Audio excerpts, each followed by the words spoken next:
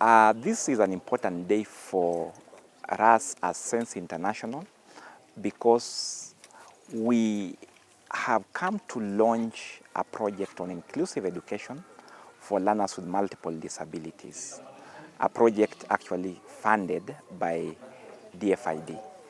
But it also is important because we as Sense International are partners with other organizations under the umbrella of Action for Children with Disabilities. And this is the very same day that they are launching their strategic plan. And so we used this occasion to actually combine these two events. Now, we are also very privileged to have this launch at KISE. And the Kenya Institute of Special Education is a member of Action for Children with Disabilities. But most importantly, we will also be working with the Kenya Institute of Special Education in this new project that Sense International is launching. The key thing for me here is partnership. It is very clear that this project is about children with multiple disabilities. And Sense International is not going to implement the project alone. First, we have got to work with children, we have to work with their parents, we have to work with the Ministry of Education through its schools, because we are working in 6 counties and we will work with close to 100 schools. We have to work with the Kenya Institute of Curriculum Development to develop the curriculum for the teaching assistants, and then KISE will train those teachers.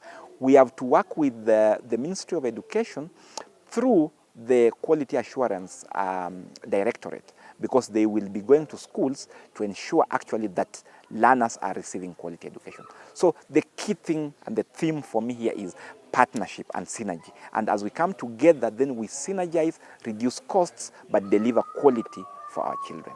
The second thing for this day that is actually evident is that we are past the stage of talking about lack of policies. It's so great that everybody who is around appreciates that we now have policies in place.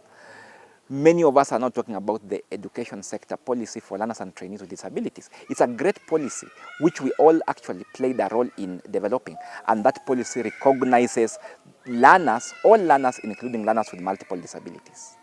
One thing that we are happy about is that all these processes of training teachers, developing the curriculum, bringing civil society to work closely with government are happening in tandem, and it's therefore very possible that in the next 5 or 10 years we will have a country where the